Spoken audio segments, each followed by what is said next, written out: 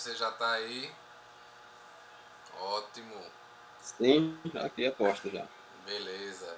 Então, pessoal, sejam muito bem-vindos, bem-vindas e bem-vindos ao nosso segundo encontro, né? O nosso segundo dia do nosso evento que começamos ontem, a quarta roda de conversa virtual, Caminhos na construção da pesquisa e seus desafios no cotidiano das escolas e dos movimentos sociais. Essa é uma atividade de formação permanente de todas, todos e todos nós que estamos na construção da pesquisa científica, dos projetos de construção de conhecimentos, protagonizado pelos movimentos sociais populares, pelas escolas públicas, no fazer no cotidiano desses espaços e protagonizado por seus atores e suas atrizes. Nós estamos fazendo essa atividade a partir do grupo de pesquisa em extensão popular, que é um grupo de pesquisa aqui da Universidade Federal da Paraíba, o Estelar, vinculado a um núcleo de pesquisa e ensino interdisciplinar em economia solidária e educação popular, o NUPLAR, e também essa é uma atividade promovida por uma comissão de integração e articulação social do nosso programa de pós-graduação em educação aqui da UFPB, o nosso PPGE. Essa comissão tem por um dos seus objetivos fortalecer e ampliar os canais de interação, diálogo e comunicação da pós-graduação em educação com os movimentos sociais populares e as pessoas que estão no cotidiano das escolas, no seu fazer, no seu refletir, no seu pensar. Eu me chamo Pedro Cruz, sou professor aqui da UFPB, professor do quadro permanente também do PPGE, e estou na liderança do nosso grupo de pesquisa em extensão popular. Então, a partir desse lugar do Estelar, a partir do lugar do PPGE, particularmente da nossa Comissão de Integração e Articulação Social, a gente quer acolher muito carinho cada uma e cada um de vocês, que vocês sejam muito bem-vindos a esse espaço. E ontem nós tivemos uma conversa bastante reflexiva e cheia de conteúdos e reflexões e provocações com o professor Tiago Zanqueta, da Universidade de Uberaba e da Amped, onde o professor Tiago colocou alguns caminhos, alternativas e possibilidades da produção da pesquisa protagonizada pelos movimentos sociais e pelas pessoas das escolas públicas, mostrou alguns dilemas, alguns desafios e mostrou também alguns caminhos técnicos importantes para a produção da pesquisa. E hoje a ideia é que a gente faça um debate, né? Um debate mais crítico, político, propositivo, pensando um pouco como tema a pesquisa em educação protagonizada pelos movimentos sociais populares e nas escolas públicas, quais são as perspectivas desse tipo de pesquisa no atual momento de reconstrução crítica do país. Ou seja, depois de tanta luta, depois de tanta resistência, finalmente nós temos restabelecida no nosso país, desde janeiro desse ano, a democracia. Finalmente estamos numa possibilidade de um projeto democrático e popular na agenda pública brasileira, mas isso não quer dizer que estamos todas e todos e todos descansados, né? Significa ainda mais luta, significa muito trabalho e significa muita capacidade de reflexão crítica nossa. Então, o que a gente está querendo trazer para discussão hoje é em que medida a gente pode, nesse cenário de reconstrução, pensar novos caminhos alternativos que fortaleçam a pesquisa protagonizada pelos movimentos sociais populares e a pesquisa que vem do cotidiano da escola. Tanto a pesquisa construída internamente nesses espaços, mas também a possibilidade de que os protagonistas desses espaços ocupem a universidade nas suas pós-graduações, né, mestrado, doutorado, especialização também. Então, a gente vai fazer um debate com convidadas e convidados muito especiais hoje. Quero aqui dar um abraço na minha querida mestra, minha eterna professora, a professora Adelaide Alves Dias, que hoje tem a honra de ser minha colega, professora da UFPB e do nosso programa de pós-graduação em educação.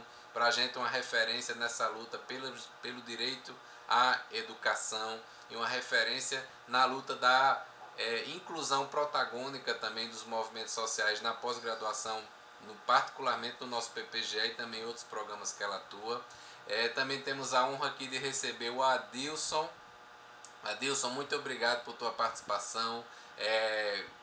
Uma pessoa que vem construindo o movimento dos trabalhadores e das trabalhadoras sem terra, particularmente no Piauí, mas também fortalecendo esse movimento, né, com várias nuances e interfaces em todo o país. Então quero te agradecer muito a tua presença, tua contribuição com a gente hoje, e quero agradecer e saudar a presença do querido companheiro Dário, estudante do nosso programa de pós-graduação em educação, fazendo mestrado em educação, mestre Dário, mestre de um grupo importante de capoeira aqui no nosso estado da Paraíba, o grupo de Capoeira Angola, né, que ele vai falar um pouco com mais detalhes, tem um trabalho social, pedagógico, libertador, fundamental aqui em João Pessoa, e ele vai trazer junto com a mestra Malu também, que é muito honradamente membro também do nosso grupo estelar.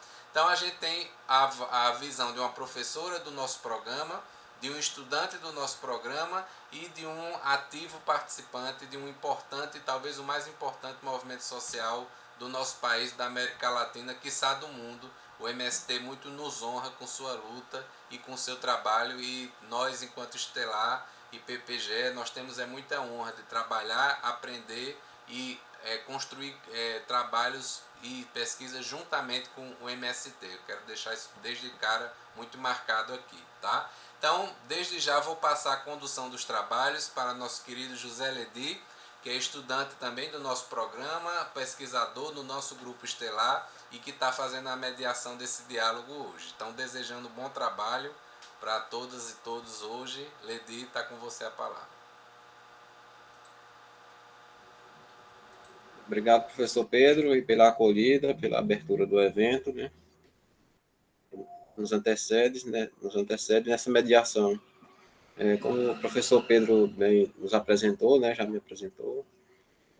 Só complementando a minha apresentação, sou estudante de pós-graduação, na pós-graduação pelo PPGE, a linha de pesquisa em educação popular, na qual estou desenvolvendo o meu projeto de pesquisa, não só o projeto de pesquisa, mas essa construção de conhecimentos, na pesquisa sobre a extensão popular, a educação popular, numa perspectiva da descolonialidade, pontuadas por autores sul-americanos, né, da América Latina. E também faço parte do projeto de extensão Universidade Popular, aqui da Universidade Federal do Piauí, aqui do campus de Bom Jesus, da cidade que eu moro, né? E sou licenciado em Educação do Campo, também pela Universidade Federal do Piauí. Mais uma vez, sejam bem-vindos, todos bem-vindos, bem-vindas e bem-vindes, todos, todas e todes. E o nosso painel de hoje vai ser sobre o tema a pesquisa em educação, protagonizada pelos movimentos sociais populares e nas escolas públicas, perspectivas para a reconstrução crítica do país.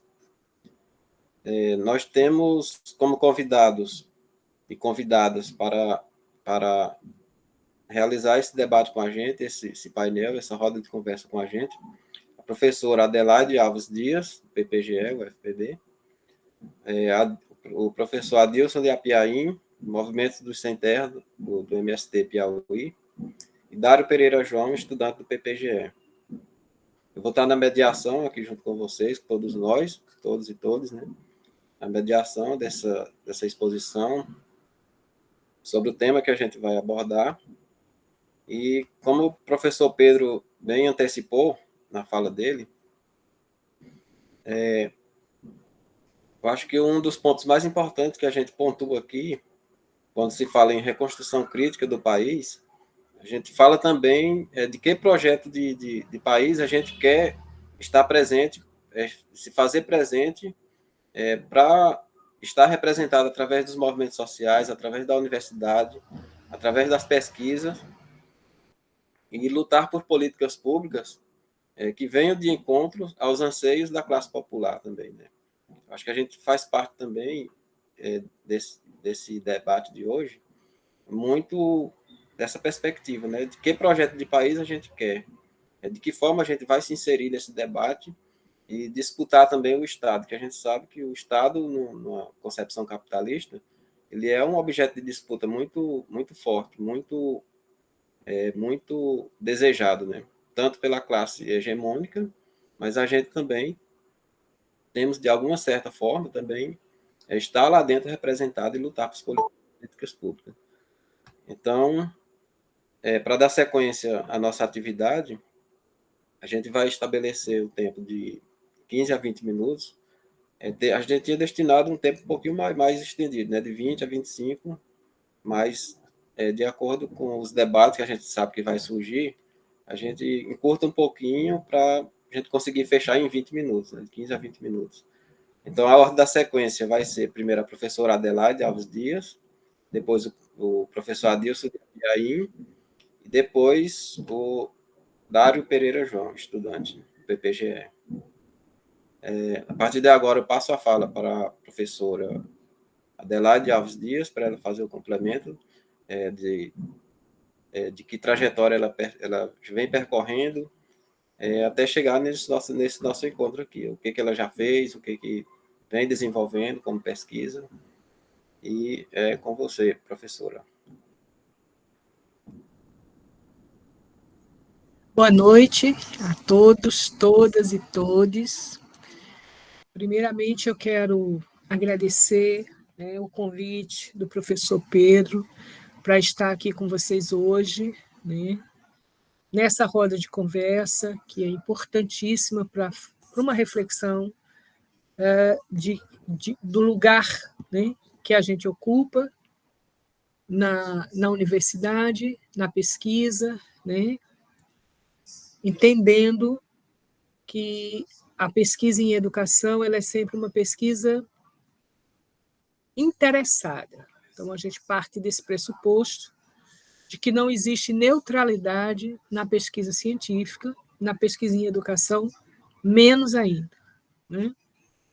Portanto, né, e aí parafraseando Paulo Freire, né, a gente precisa apenas saber de que lugar, né, a gente fala, pesquisador em educação, na hora que ele tende a fazer, né, a pesquisa propriamente dita. Então, por que eu digo isso? Porque a gente tem que partir, né, e eu vou, viu, José Santos, eu vou dar uma puladinha nesse negócio de autoapresentação, porque senão a gente não tem tempo. Tá? Então, assim, eu penso que o que eu sou, o que eu deixei de fazer, vocês têm muito acesso, é só pegar meu lápis. E aí, senão a gente perde mais tempo aqui, né, fazendo essas coisas, eu vou direto lá para a discussão do tema, porque eu acho que a discussão do tema é que é importante. Né? E dá tempo também da gente dialogar, porque é importante não só a fala, mas também ouvir vocês. Né? Então, assim, eu só quero dizer que eu sou uma pesquisadora engajada. Então, primeira coisa que eu preciso dizer, né? Eu tenho 30 e poucos anos, né, como pesquisadora, e a minha trajetória na pesquisa em educação é uma trajetória que visa dar voz, né, àquelas personagens, atores sociais, sujeitos sociais históricos, tradicionalmente excluídos, né, da produção material e imaterial dos bens da nossa sociedade. O que é que eu estou querendo dizer com isso? Que a pesquisa que eu faço em educação é uma pesquisa que traz como protagonista as chamadas, como dizia a nossa querida Cecília Coimbra, as chamadas classes perigosas. Né? Essas classes perigosas, eu trabalho com infância e eu trabalho com infâncias do campo, infâncias ribeirinhas, infâncias quilombolas, infâncias ciganas, né? Infâncias que têm, né, na sua produção dentro da sociedade um lugar de subalternidade. Né? De subalternidade, porque nós estamos em uma sociedade capitalista, portanto, que tem na sua base a desigualdade, e essa desigualdade ela é permeada de uma relação, de um lado, de exploração e de outro, de subjugo. E a gente vive nessa relação, né, numa perspectiva de resistência, né, e de produzir conhecimento que seja emancipador, que seja libertador, que possa efetivamente trazer para essas classes subalternizadas, né, oprimidas, a possibilidade de se fazerem, né, interlocutoras de um processo de ampla e necessária construção ou reconstrução democrática. E aí eu quero fazer uma ressalva, né, que esse caminho a gente achava que estava sendo bem sedimentado, e aí a gente viu, nos últimos 6 anos que antecederam o 2023, como que a nossa democracia é frágil, como que a gente precisa avançar, né? Porque foram 6 anos de destruição, e aí a gente está num contexto em que a gente venceu a eleição, e uma eleição, diga-se, dentro de uma sociedade burguesa, capitalista, quero ressaltar isso novamente.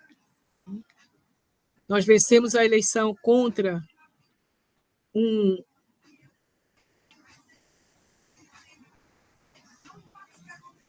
presidente, né, que se usufruiu, né, de um contexto de golpe e que se colocou aqui na perspectiva de destruição de todos os avanços pequenos, mas importantes, que nós estávamos construindo.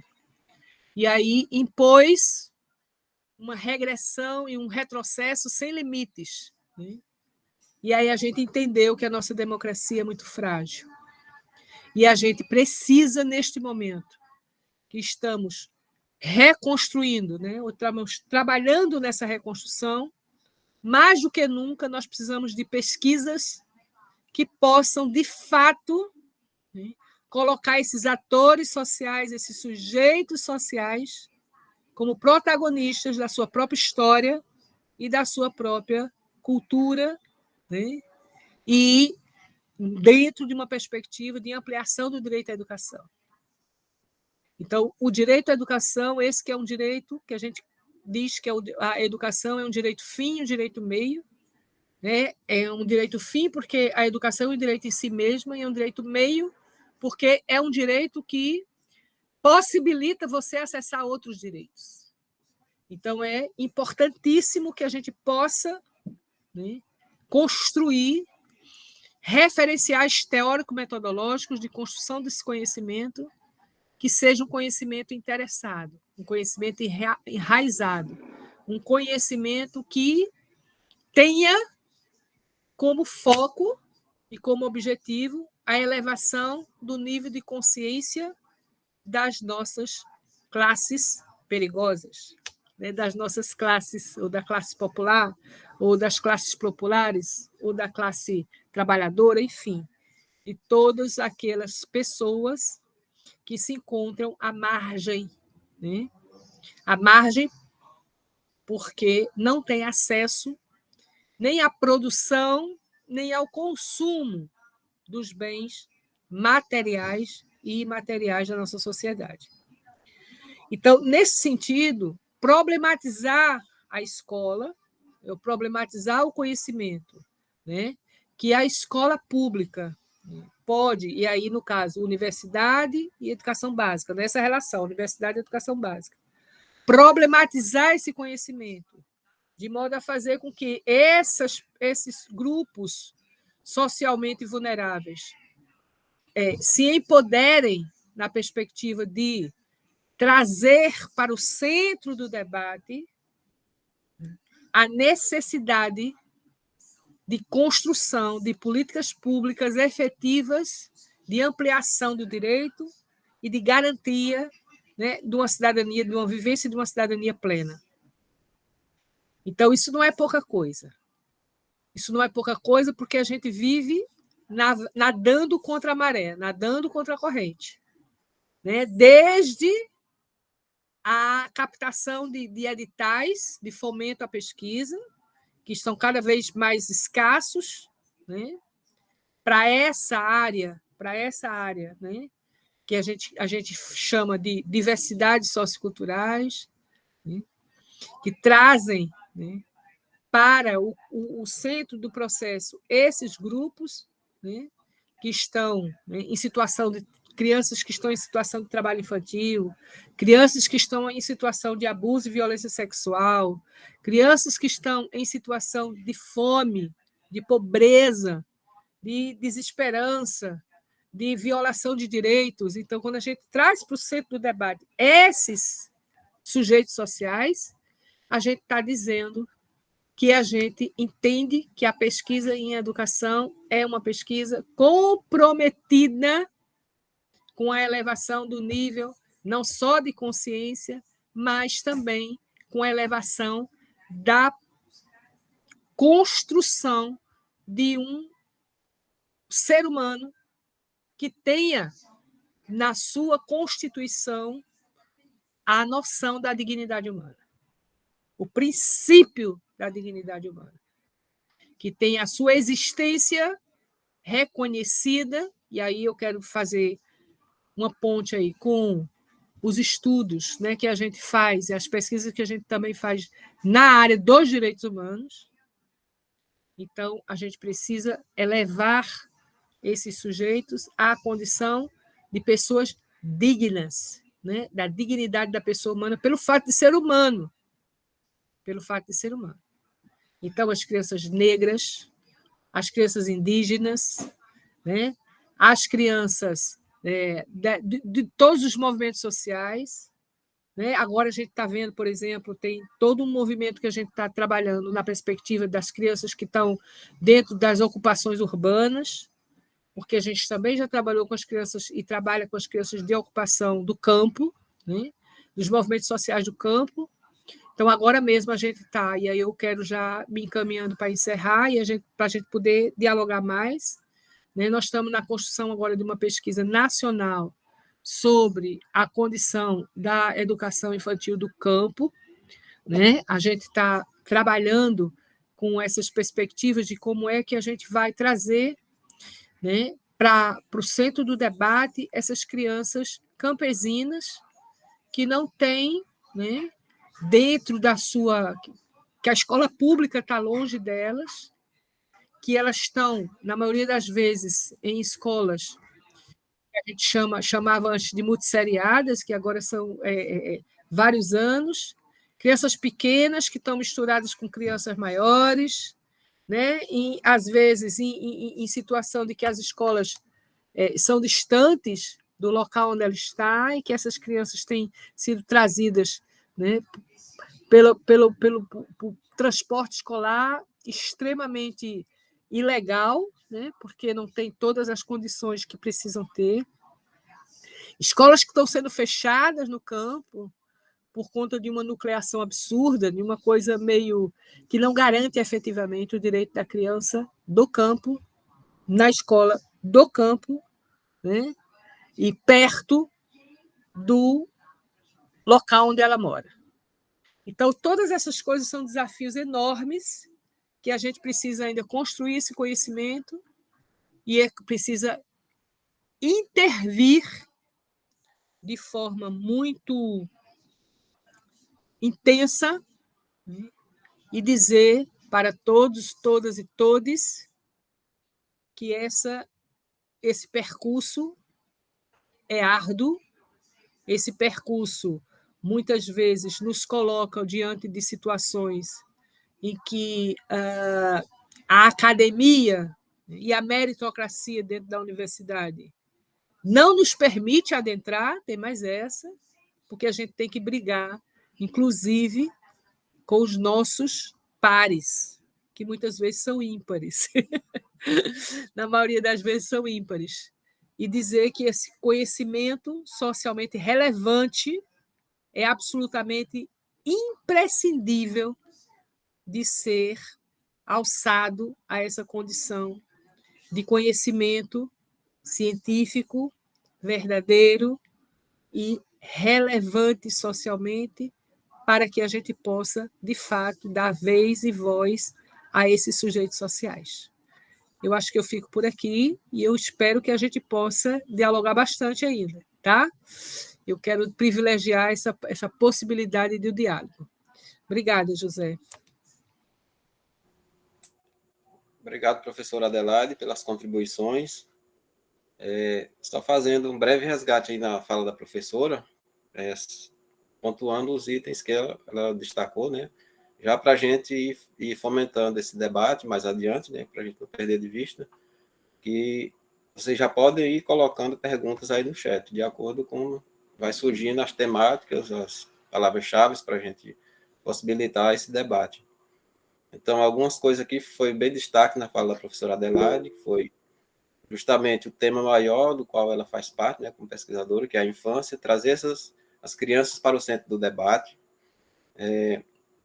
Essa reconstrução que a professora esclareceu bem passa diretamente pela essa mobilização das classes populares, e ela, classe popular, né, que ela classifica com esse termo, que ela é destaque nos trabalhos dela, né, a chamada classe perigosa, né, assim classificada pelas classes hegemônicas, como nós somos classe perigosa que ameaça esse bem-estar social deles, né, que é construído às nossas custas. As políticas públicas também na garantia de direitos sociais e trazer os sujeitos da classe popular para o centro do debate também. Então, a partir desses elementos aí, vocês já podem ir criando perguntas para a gente fomentar o debate mais adiante, logo após a fala do professor Adilson e depois do Dário Pereira João. Agora a gente vai ouvir as considerações do professor Adilson de Apiaim, representante do Movimento de Sem Terra aqui do MST Piauí. Com você, Adilson. Boa noite a todos e todas, né? Façamos, né, nosso caminho de liberdade uma luta eterna, né? Até que a gente consiga fazer das utopias que a gente vem há quase 40 anos, né, lutando dentro do MST, que a reforma agrária nesse país se concretize, né? E a reforma agrária no país, né, só se concretiza se a gente fizer uma educação de qualidade, um processo de formação e produção de alimentação saudável, de condições dignas de trabalhar na terra, né, de desfrutar da natureza, e assim mesmo também cuidando dessa natureza, né? Mas, como diz a professora, a gente pensava que já estava caminhando, né, num caminho mais sólido, de repente vem um golpe, né? E o golpe veio tão avassalador que destruiu quase as políticas que a gente estava engatinhando, né? Tanto na área da educação, da produção, da lógica mesmo, né, de ser humano, de formação. E aí, quando eu olho isso para a sociedade, quando eu olho isso para o MST, a destruição parece que foi completa, né, do que a gente vinha construindo, né, desde as reformas, dos ataques à universidade, dos ataques à própria reforma, né, do novo ensino médio, que é uma deforma total, né, que hoje eu coordeno uma escola de ensino médio, quase não me entendo dentro desse processo de tão bagunçado que está, né. Inclusive, agora a gente espera que a gente volte um pouco a resgatar o que a gente construiu nos governos de esquerda, né, que também foram governos de conciliação de classe, que poderia ter avançado muito mais, né, mas a gente sabe que o Congresso hoje também está difícil, né. E a pesquisa, o estudo, a educação, ela vai te dando oportunidade, né. Antes a gente nem falava de educação do campo. Hoje tem centenas de livros, dissertações, mestrado, doutorado, né, falando, discutindo, entendendo o que acontece nos interiores de nossos assentamentos. Mas para reportar isso, né, de como o MST enfrentou esses anos, né, de golpe, né, tanto os 2 anos de golpe de Temer, com os 4 anos do governo Bolsonaro, né? E falar de pesquisa é olhar para a realidade e entender essa realidade, né? Nós também estamos tentando entender essa realidade, por que a gente chegou num patamar tão de tanta dificuldade, né? E o MST, nesse período, né, ele foi mais num campo da resistência ativa, né? De produzir alimentação saudável nas nossas áreas de assentamento, haja visto que, ao mesmo tempo, não tinha financiamento, nem recurso, nem apoio, principalmente nesses 4 últimos anos, né, do governo federal. E aí as nossas ações foram sempre no pano de fundo, né, de produzir alimentos e ser solidário com o nosso povo que vivia nas periferias, doando o que nós tivemos de melhor. E aí no Nordeste, Pernambuco foi uma das referências, né, de doação, né, de milhares de cestas, né, muitas toneladas de alimentos sadios. E a gente aproveitou também se reinventar nessa pandemia, no próprio Bolsonaro, usar um pouco mais o debate das mídias, né? Porque hoje as mídias, né, estão consumindo a juventude, estão destruindo os processos de educação, estão destruindo as relações, né? Esse discurso de ódio, etc., né? E o movimento também está com um processo de estudo permanente nisso para poder entender e também ajudar a intervir, né?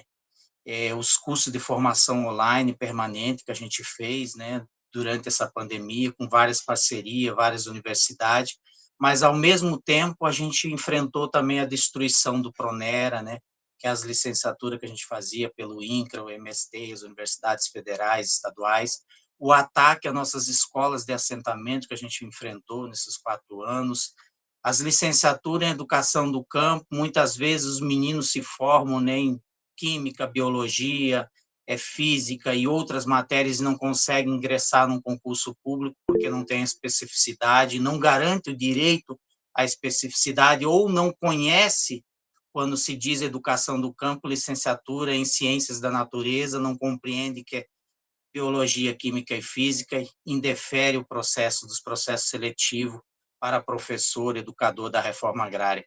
Enfrentamos também a destruição do Ministério Desenvolvimento Agrário, né, que é o MDA, sucateamento do INCRA, o uso do INCRA para fazer propaganda de mentiras e ataque ao MST, né, que a gente tem o uso da terra como concessão de direito de uso, né, real da terra, né, e não de processo de propriedade privada. Aí o governo tentou fazer uma propaganda muito grande sobre isso, e das 9.228 mil famílias que ele assentou, ele não assentou, ele só deu título provisório para essas famílias. E desses provisórios, só 12% são legais dentro do patamar do que já foi feito estudo, né?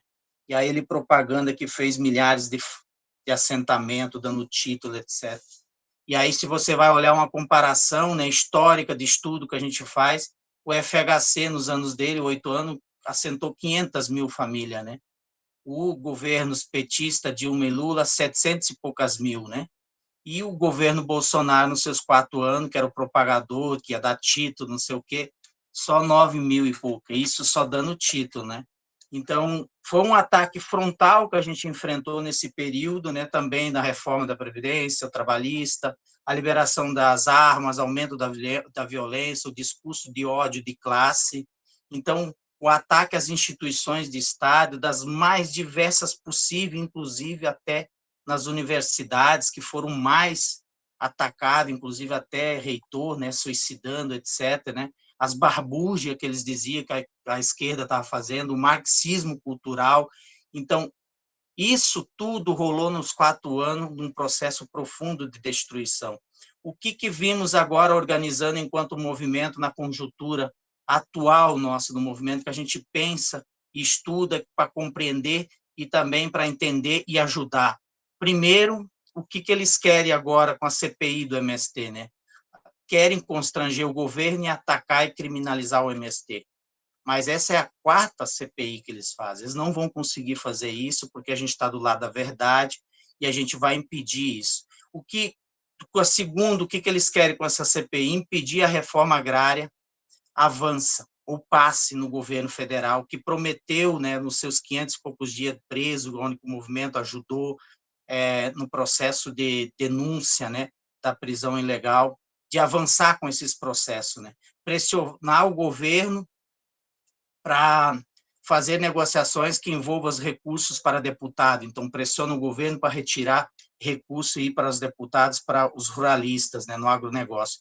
Eles querem impedir que a luta avança do MST, então já estão intimidando, principalmente em São Paulo, Pernambuco, Bahia e Rio Grande do Sul, onde que tem uma ala um pouco mais de acirramento de classe, né, de enfrentamento. E aí, por isso que o governo tem que ficar muito atento sobre isso para que a extrema-direita não consigam avançar isso. Então, eles querem derrotar, de fato, o Congresso hoje, através da CPI, quer derrotar o projeto da agricultura familiar e manter a hegemonia do agronegócio, né, na mídia e na sociedade. Então, a disputa permanente, e aí a faca no pescoço que tentam colocar no MST impede de fazer uma mobilização, por exemplo, na Embrapa, umas pesquisas, quando a gente faz, denuncia que as pesquisas estão equivocadas, etc., e aí coloca a sociedade contra a gente, né? Então, qual a contribuição que a gente pensa que a universidade, a pesquisa nos dá? O ingresso dos camponeses nessas políticas que foi acessada pelos governos de esquerda, né? Que o ingresso da nossa militância na universidade e as pesquisas nas áreas de assentamento é para entender a problemática da reforma agrária e da questão agrária e divulgar para a sociedade. E com essas pesquisas e essas divulgação, está tendo um processo de debate interno na universidade, mesmo que lento, devagar, mas está chegando mais vozes, né? E a pesquisa que o movimento orienta é para construir uma sociedade nova, uma sociedade socialista, mas em áreas amplas, como no trabalho, na educação, no desenvolvimento social, na cultura, e numa perspectiva mesmo de uma sociedade mais humana, mais igualitária, que atenda aos direitos que está na Constituição, tanto na questão agrária como nos artigos que dá o direito à cidadania, à terra, à água, à casa, à moradia, à saúde, essas questões mais públicas, social. Qual é a importância dessas pesquisas que a gente vem desenvolvendo? E, inclusive, eu estou fazendo uma pesquisa também, que eu, nos 2, 3 minutinhos final, quero só apresentar rápido, porque está em processo de andamento, que é a importância de a gente também divulgar as atrocidades, denunciar o que acontece nas áreas de assentamento. Eu fiz um artigo agora, recentemente, sobre a questão agrária, por que o assentamento 17 de abril aqui no Piauí, ou Marreca, Lisboa, que tem mais de 34 anos, não está regularizado, não está demarcado? Por que não tem os lotes precisos da medição da área? Porque isso, a própria sociedade, o próprio Estado não dá esse direito. Daí a gente fez uma pesquisa, tirou as dúvidas internamente e fez a denúncia, né? Por que com o assentamento de 19 anos não está demarcado? Não está demarcado, não está regularizado.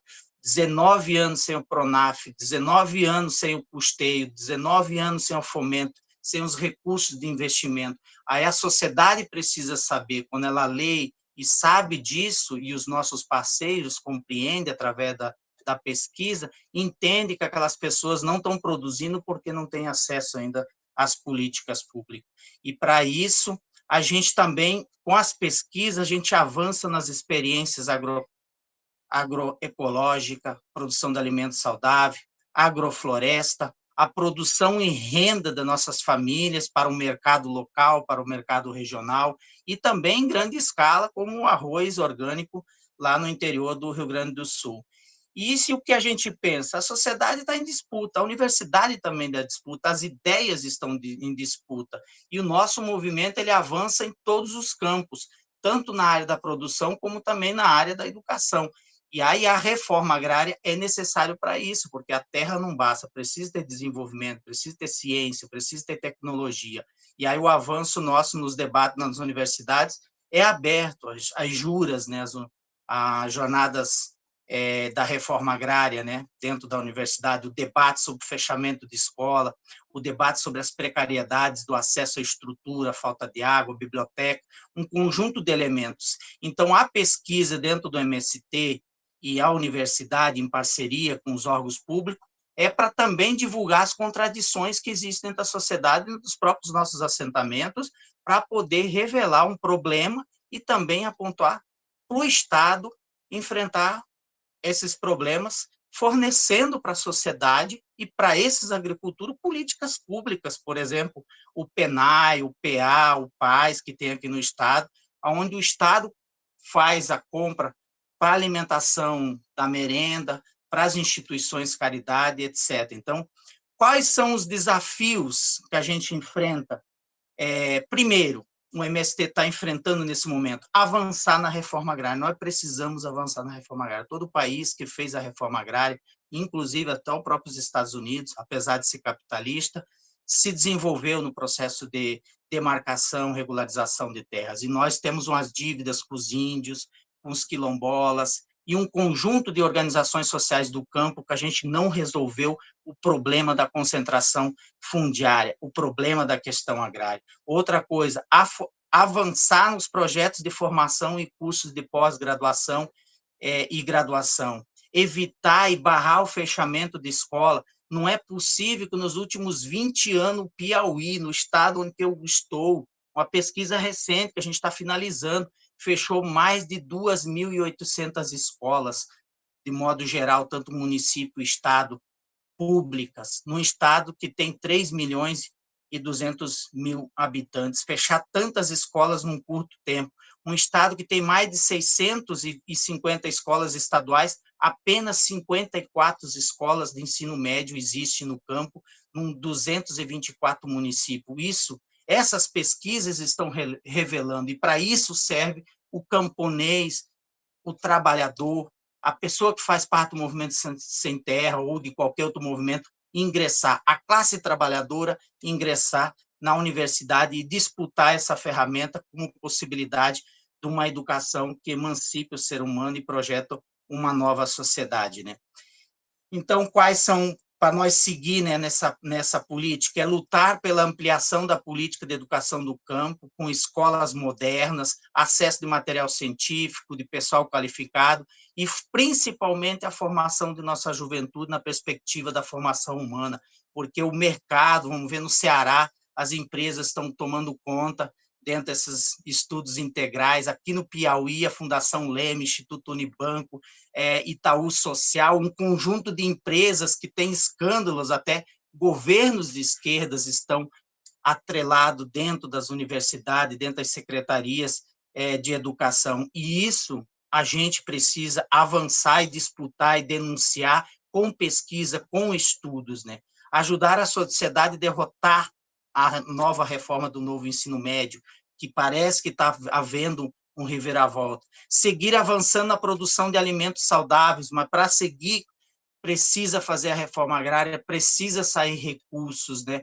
Recursos do Pronaf, né? Porque a agricultura do agronegócio tem 350 bilhões no plano safra e a agricultura camponesa, que é mais de 60% do prato, tem apenas 70 bilhões liberado. Então, essas contradições num governo de esquerda, a gente precisa disputar, né, com as pesquisas e mostrar, e também fazer os agricultores, né, os movimentos sociais, fazer a luta.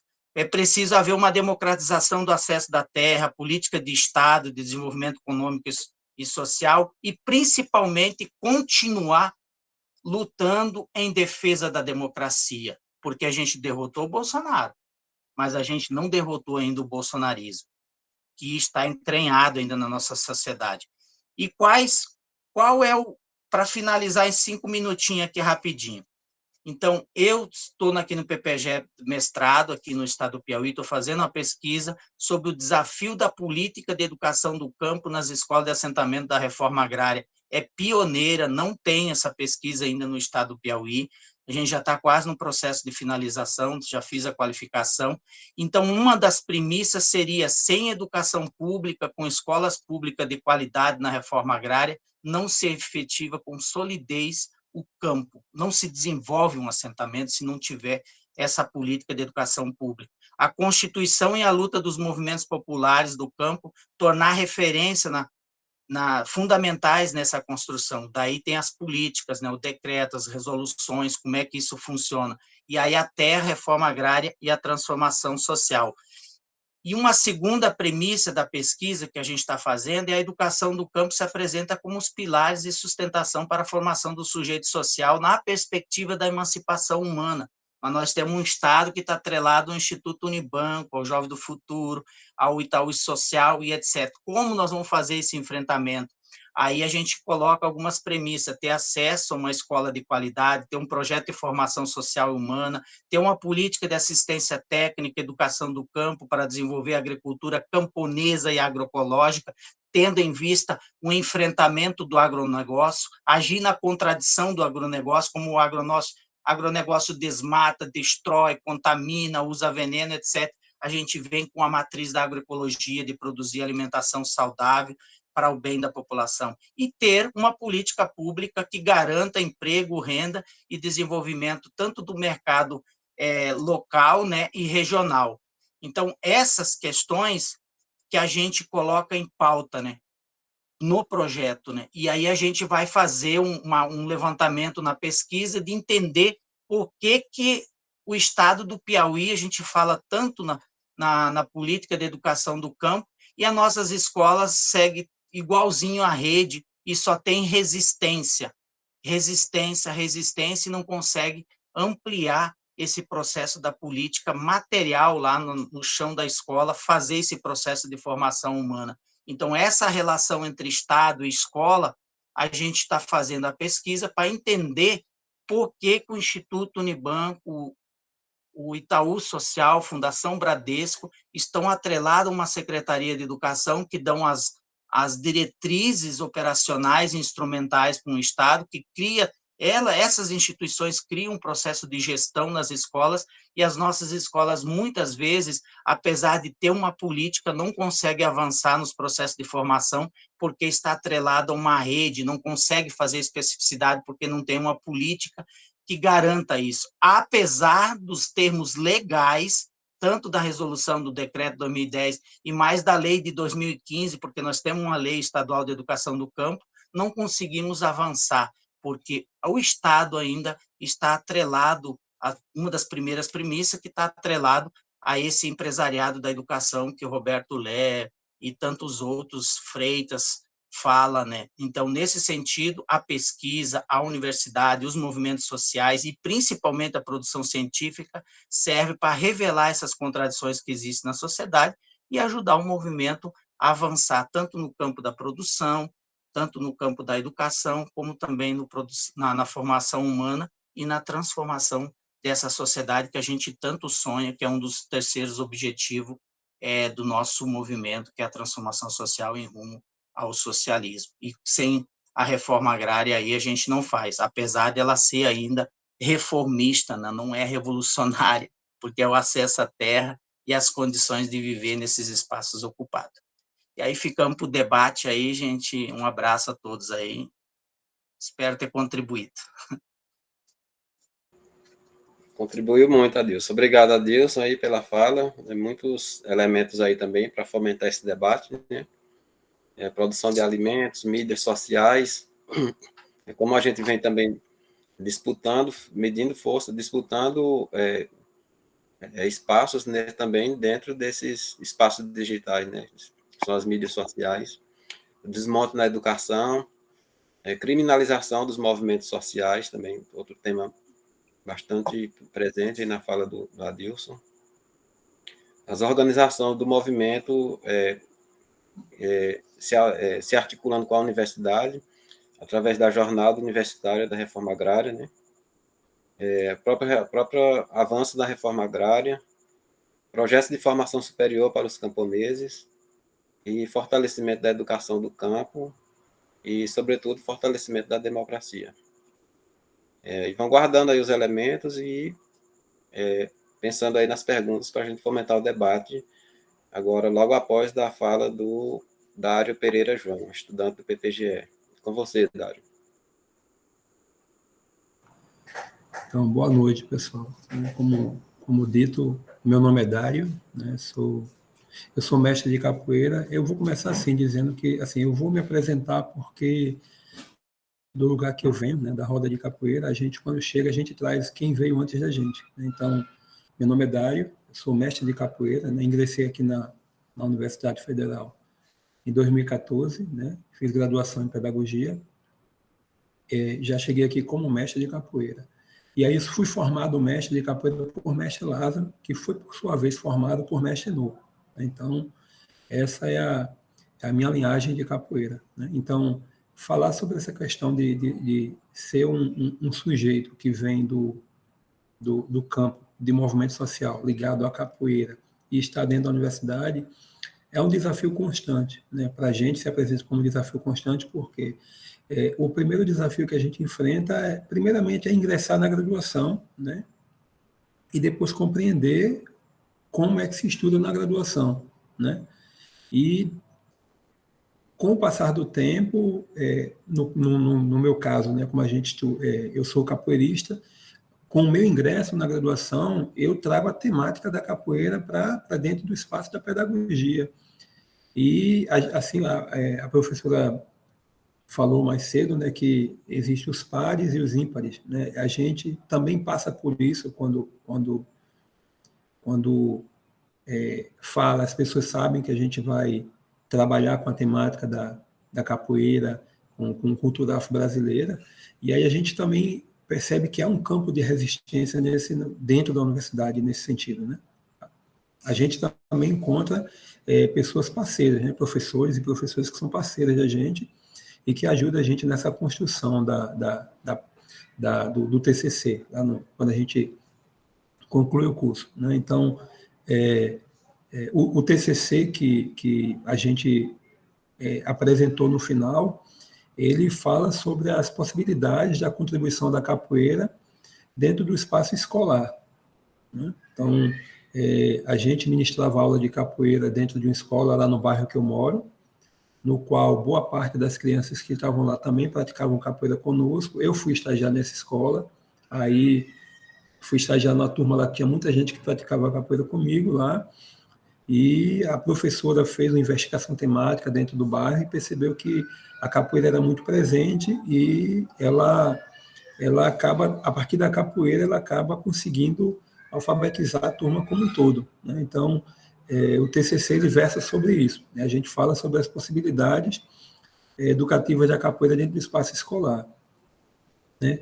Uma outra coisa que a gente percebe é que se apresenta como outro desafio é ingressar na pós-graduação, né? Porque a quantidade de vagas é menor, né? Tanto que a gente agora, mais recentemente, estava num diálogo agora para ampliar as cotas dentro do programa aqui de pós-graduação em educação da UFPB, né? Então, houve uma ampliação, só que a atenção agora com a nossa chegada, que a temática também venha a ser acolhida, né? Porque quando a gente amplia essa reserva de cota, nós chegamos, né? Chegamos da periferia, e a nossa temática chega junto conosco. Né? Então, o desafio é que essa temática venha a ser acolhida para que a gente possa, de fato, construir um conhecimento que fale de onde a gente vem.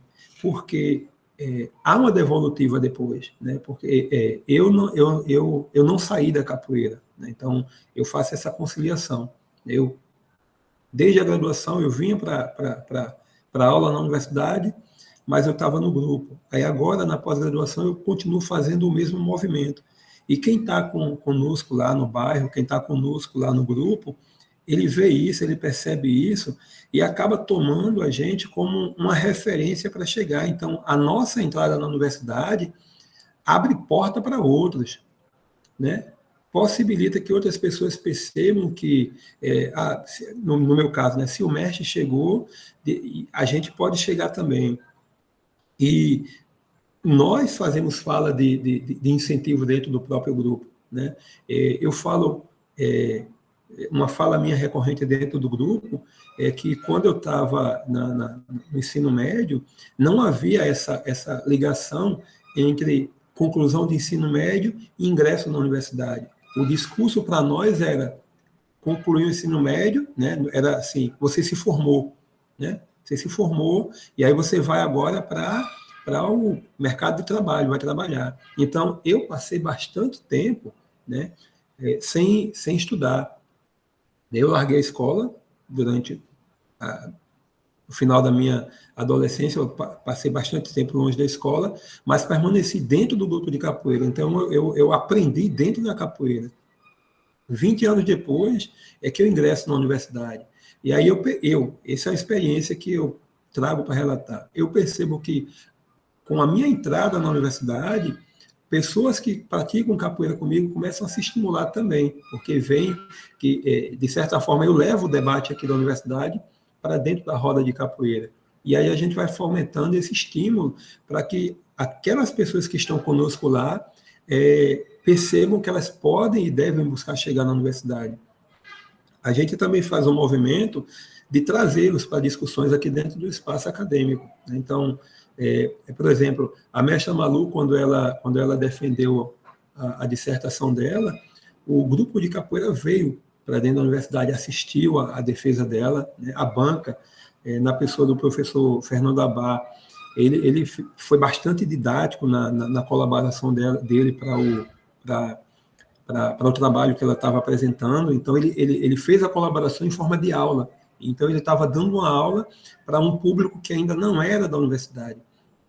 E agora, né, nesse momento agora, dois alunos nossos ingressaram na universidade. Né? Então, começa a haver essa ligação entre quem está, digamos que, engajado no movimento social com a universidade. Mas o desafio é permanecer, né?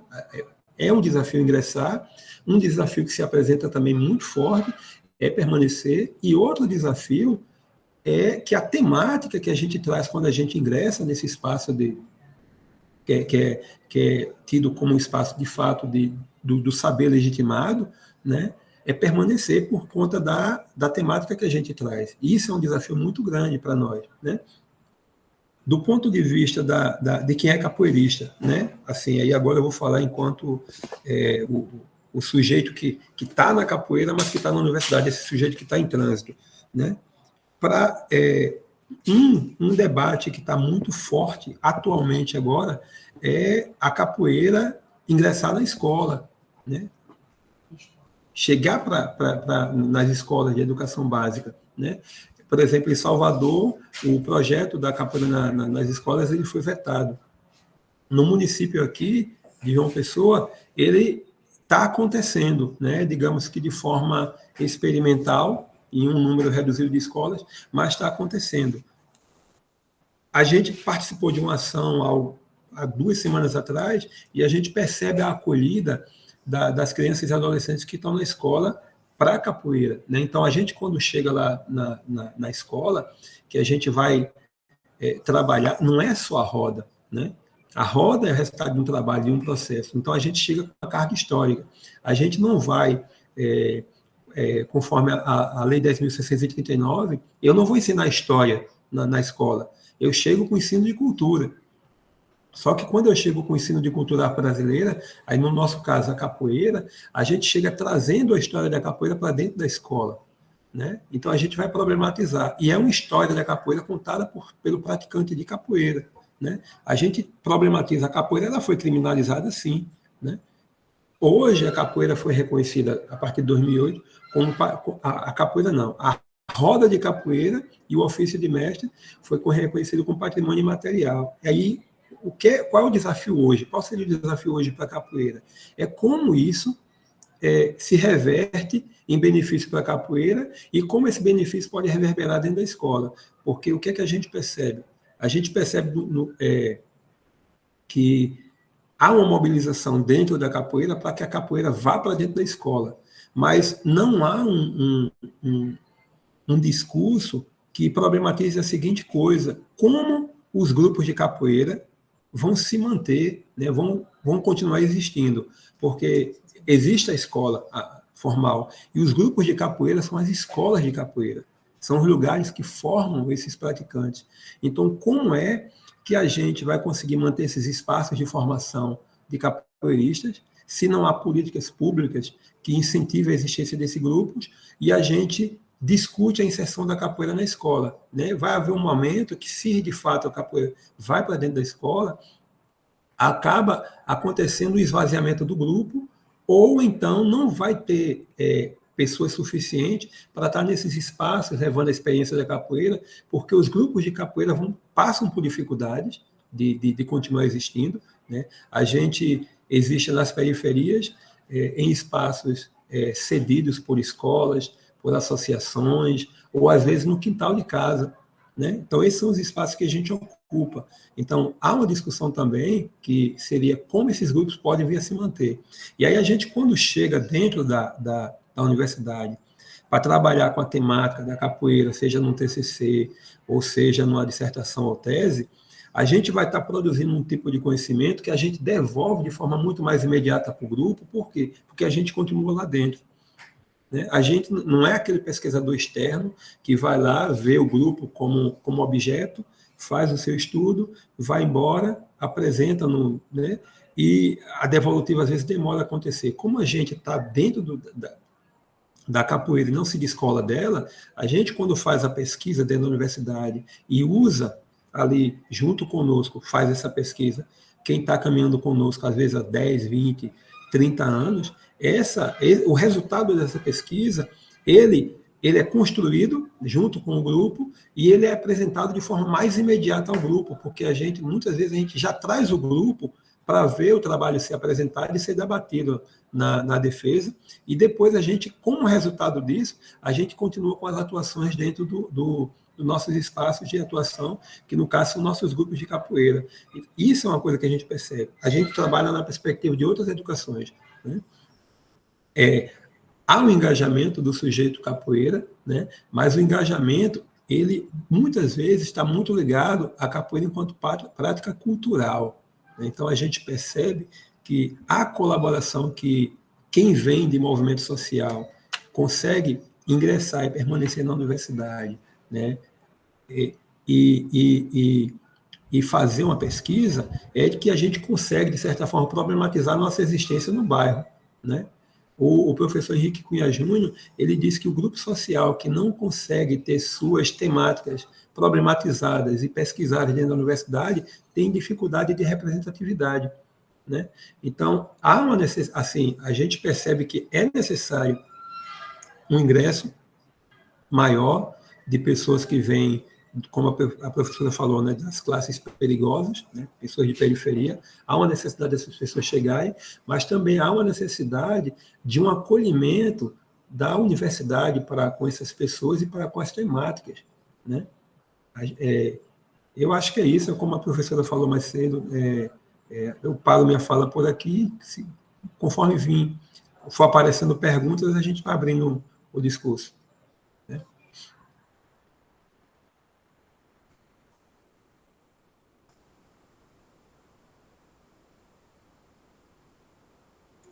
Obrigado, Dário, pelas contribuições. A própria fala do Dário aí, a gente percebe vários elementos também que, a partir da fala dele, nos motiva mais e mais a realizar esse debate agora, que vai se iniciar agora. Aí, destacando só alguns elementos da fala do Dário, né, achei muito pertinente ele fazer esse anúncio dele, de dizer de onde venho, quem ele é, de onde ele veio, mas também essa necessidade de anunciar também quem antecedeu a ele, né? Existe todo um legado que ele, antes dele chegar onde está, ele passou, vivenciou para poder construir esse conhecimento. Foi a partir dos mestres dele, né? E para assim entender essa inserção dele dentro do espaço acadêmico, dentro da universidade, desde a graduação e agora do mestrado, né?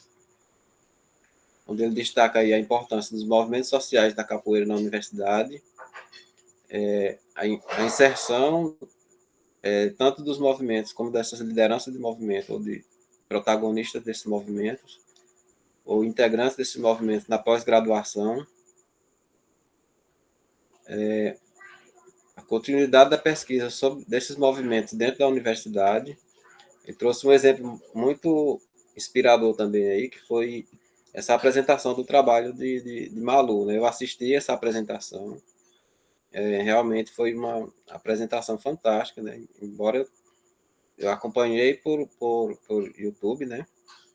Mas dessa forma muito bem estruturada a apresentação dela, fazendo a leitura do próprio contexto dela, né? Que ela viveu na capoeira, de tudo que ela vivenciou na capoeira e o que tinha de educação, o que tem de educação popular dentro da capoeira. Acho que foi mais ou menos a temática dela, do trabalho dela, né? Nesse momento foi essa relação entre, se eu não me engano, foi isso, né? Foi dado a capoeira com a educação popular. Introduziu o movimento da capoeira nas escolas também, através de trabalhos, né? E dessa anunciação da capoeira, não só como um movimento, que muita gente pensa que é dança, só dança, né? Que lá no passado também foi criminalizado, os movimentos precisaram dizer que era dança para poder não levantar ações contrárias das classes dominantes da época, né? E dos benefícios que a capoeira pode trazer através da gente compreender a capoeira e os movimentos como uma contribuição a partir do ensino e também a partir da cultura. Então tem essa parte cultural muito forte também, né, como o Dário bem destacou na fala dele. E a partir de agora a gente abre para o debate nosso, de todos nós aqui que acompanhou as apresentações, e possam estar realizando as perguntas ou através do chat, aí, escrevendo, ou erguendo a mão aí para fazer as participações. A gente já tem o primeiro inscrito, é o José Carlos da Silva, Carlos Silvan. Pode começar, Carlos. A minha internet aqui tá ruim que só. Deixa eu tentar aqui. Primeiro, boa noite a todos e todas. Eu queria agradecer as contribuições de todas as pessoas. Foi um prazer enorme rever a professora Adelaide, foi minha professora no mestrado e deixou sensações, emoções legais em mim. É bom escutar o companheiro do MST. Eu vivo na roça, eu lido com a agroecologia, é uma experiência recente, eu estou fazendo transição campo-cidade. E essa história da capoeira, para mim, é sempre muito importante, porque eu me interesso com essa... Porque, para mim, é sempre mais que uma única prática social. Para mim, é uma filosofia, um modo de pensar a vida. E aí a minha pergunta é uma pergunta que serve para os três, um pode versar sobre o assunto, um ou dois, ou todos, ou nenhum, ou um. Mas enquanto vocês falavam, eu estava tentando encontrar as articulações entre esses campos, entre essas linhas, né? Eu até fiquei pensando, será que não dava para juntar o Dário, o Adilson e o Adelaide e fazer uma pesquisa multicêntrica e alargada com essas três objetos, três campos, três coisas? É um pouco isso. A pergunta não está bem feita, eu não estou bom de fazer pergunta hoje, não. Tem dia que está até bem legal, mas hoje eu não estou cansado. Mas é sobre articulações, conexões, diálogo entre essas coisas que vocês fazem, que tem pontos comuns, mas eu também percebo que pontos que ainda precisam ser conectados. E aí eu sei que a academia também a gente ainda está muito fragmentado, a gente ainda não... Enfim, os dilemas da área da modernidade, né, da produção do conhecimento, tal qual a gente mantém essa escola, com essa dificuldade de produzir integralidade. Mas é um pouco isso, eu queria muito escutar vocês sobre essa provocação.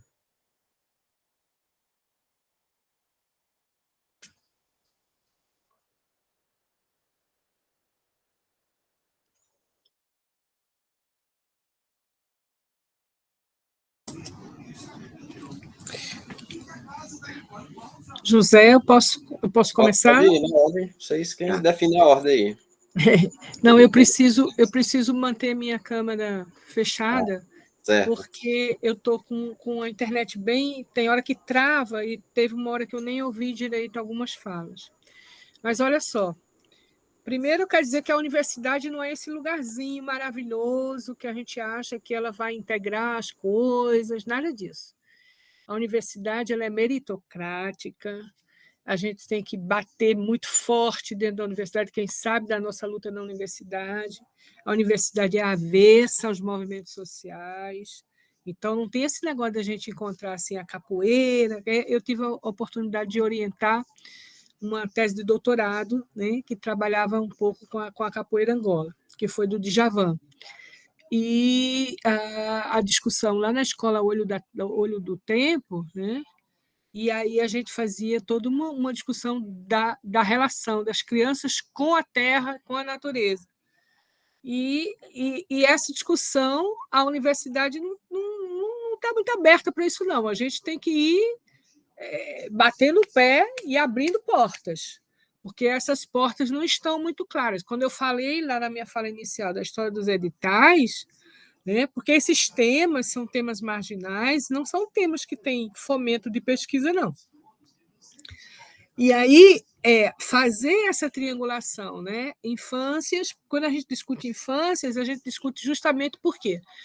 O que é a infância? A palavra infância vem do francês enfant e significa o sem voz.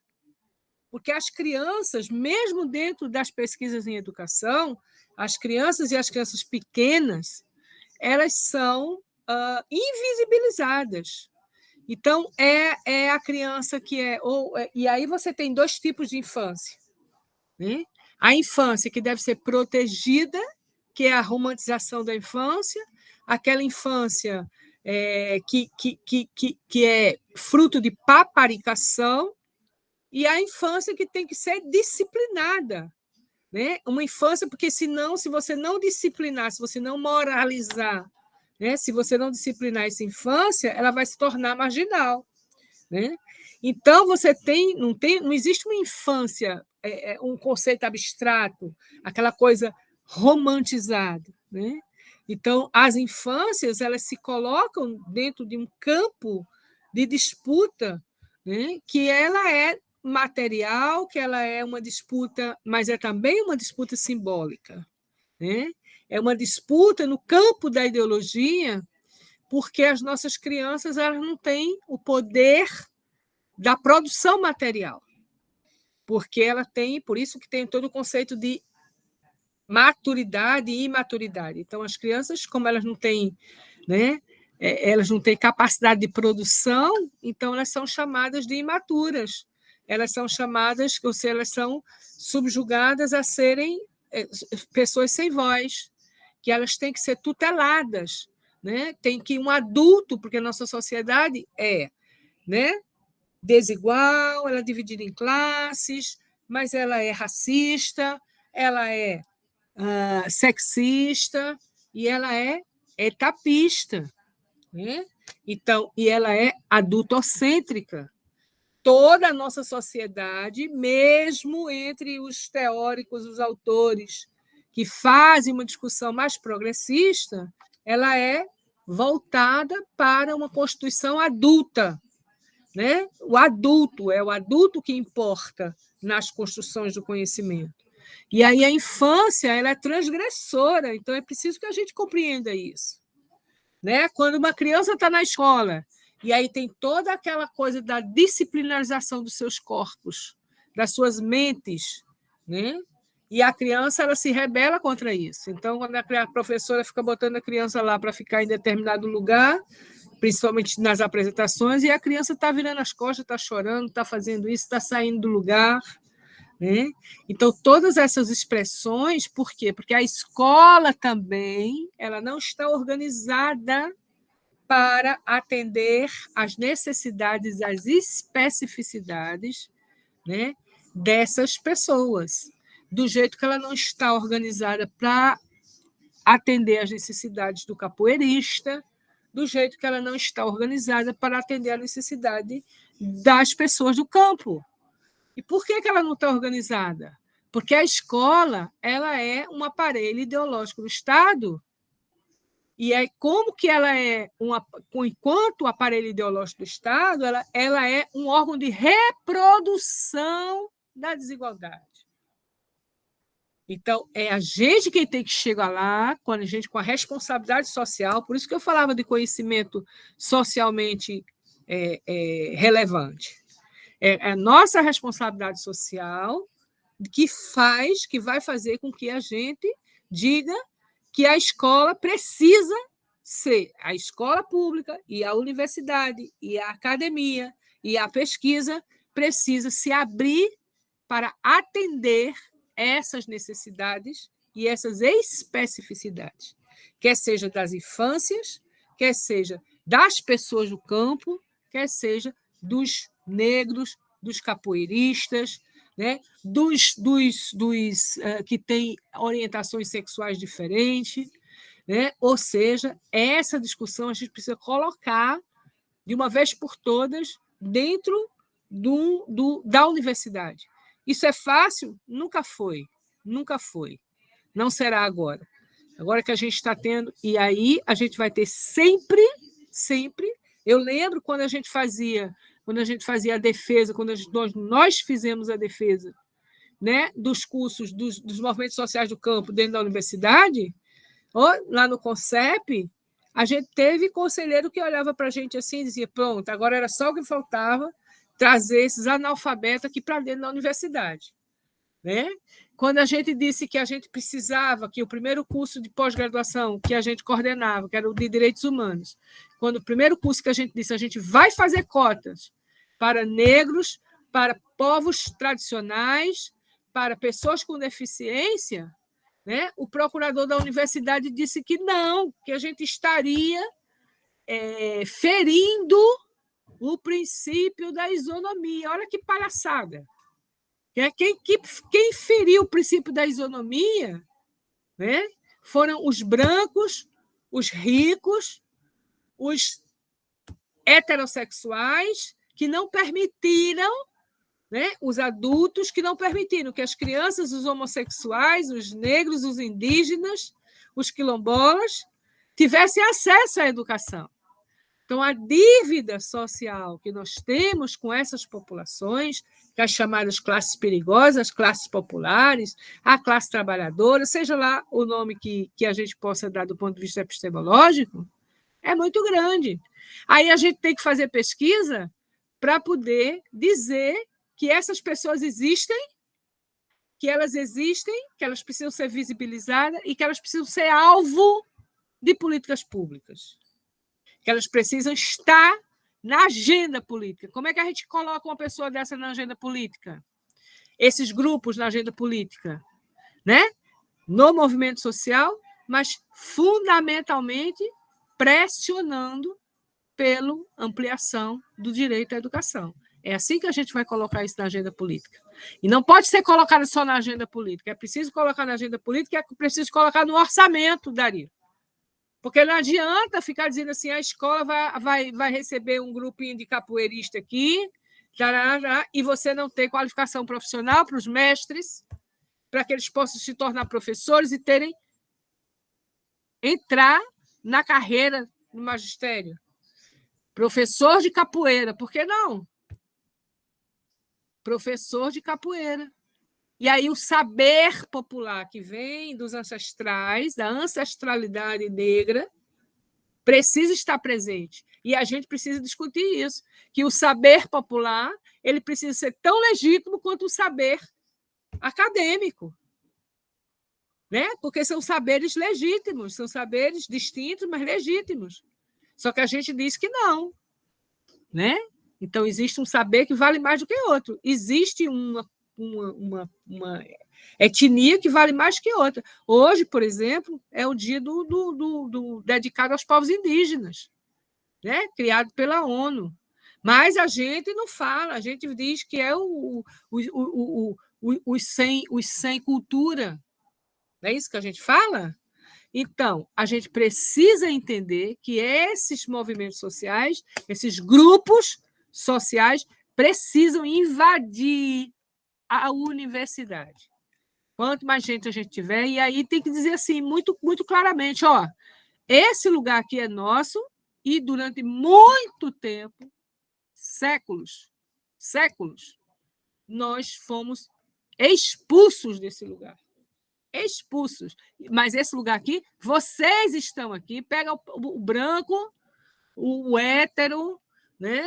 O sem deficiência, e diz assim: ó, vocês estão aqui porque a gente teve que trabalhar lá atrás para manter vocês aqui.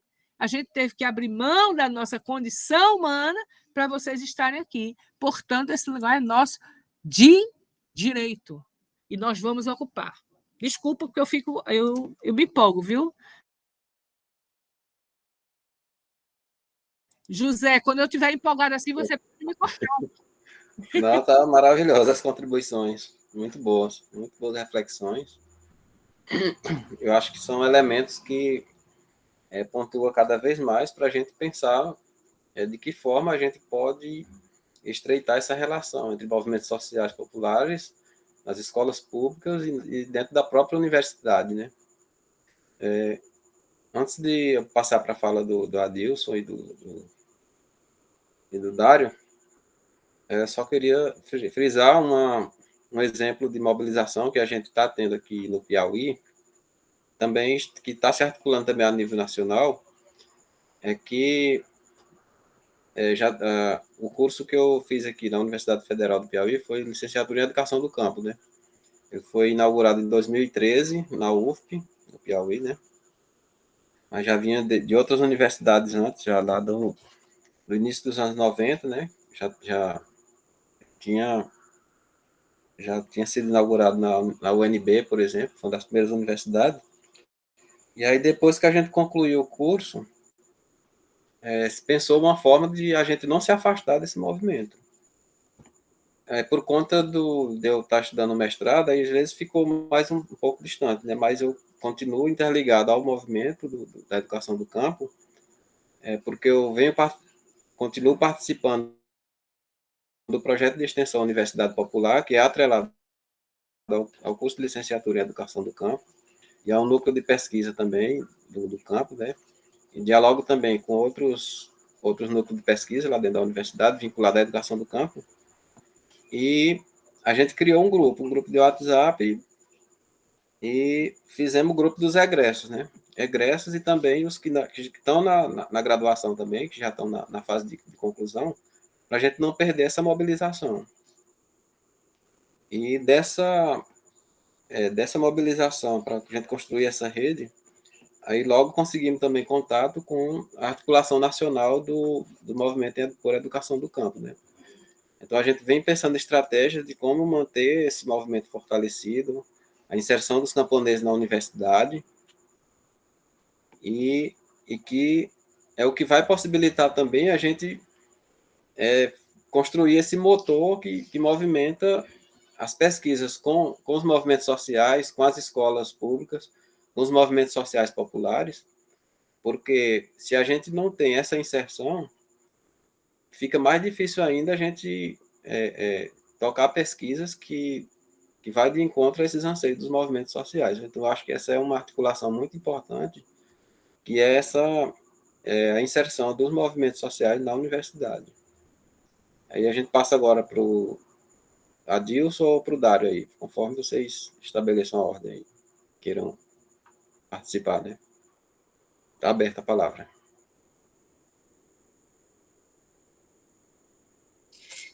Nós compreendemos aí, né, que a Adelaide aí, como fez a fala de esse campo tanto simbólico, né, e teórico da produção material e simbólica, né, na grande maioria a gente tem a falta dos dois, né? Quando você não tem acesso ao conhecimento, né, à arte, à cultura, né, como diz o Bourdieu, né, você não tem acesso a esse capital, né, cultural de conhecimento. Mas, por outro lado, a gente também não tem acesso ao capital econômico, né, que é as condições materiais de produzir com dignidade, né, sua vida, né. E aí você vai olhar para o campo das leis, né, das leis de educação do campo que a gente construiu nesse longo espaço e tempo, né, do movimento social. até o José entrar na Universidade da LEDOC, eu estava lá em 86, 88, já pensando em entrar junto com o pai no movimento. Em 88 eu entrei no movimento, aprendi a ler e escrever debaixo do barraco de lona preta. Aí vem os anos 90, várias experiências dentro dos acampamentos, né? Escola itinerante, etc., onde a gente construiu a política aqui no estado do Piauí depois, né? Então, desses aprendizados dos movimentos sociais, a gente vai também aprendendo com os antecessores, né? E aí, isso, onde está esse conhecimento, na grande maioria? Está no saber popular, mas também está no material científico, para você compreender quem foi os quilombos, né? As lutas messiânicas, as ligas camponesas, né? No Nordeste, né? Até chegar ao movimento nos anos 80, o MST. Então, antecedeu muitos movimentos que foram extirpados, dizimados violentamente. E aonde está geralmente esse conhecimento? Está nos espaços, né, da universidade. E muitas vezes distorcida, professores, educadores, né? E aí eu completo aí, José Carlos, né, que a universidade é uma disputa acirrada permanente. Não tem nada de bonzinho, não. A universidade é um embate político, ideológico, né, permanente. E principalmente de científico de percepção de mundo.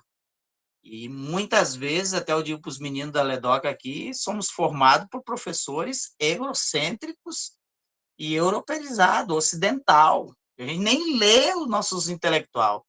Uma vez eu fui dar uma palestra aqui na Universidade Estadual, os meninos estavam terminando o curso de pedagogia.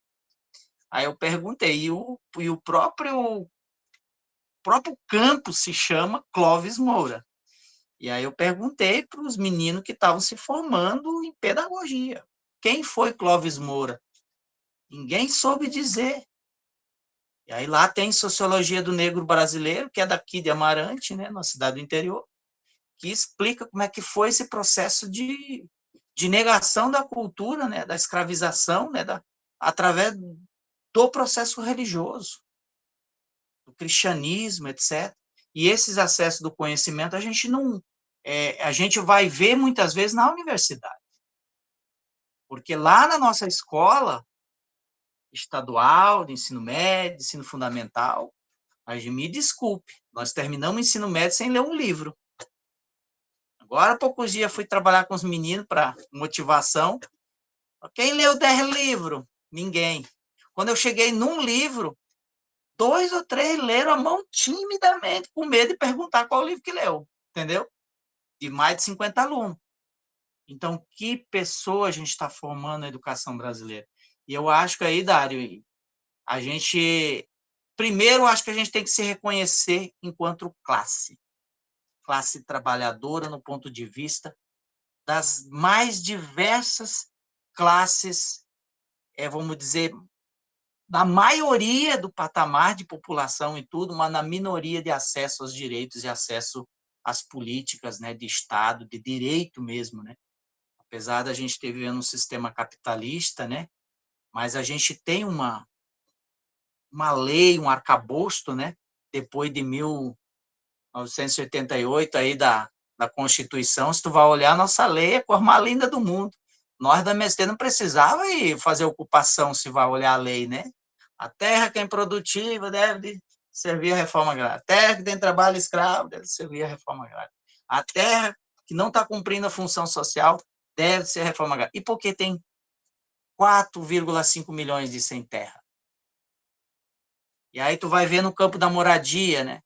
Aí tu tem mais de 9 milhões de casas, prédios, como segundo o Boulos, né, diz, que não está ocupado. E aí você tem 7 milhões de brasileiros sem moradia. Tá entendendo? Esse campo, em todo o espaço, é uma disputa permanente, porque a sociedade é capitalista. É do ter, do poder.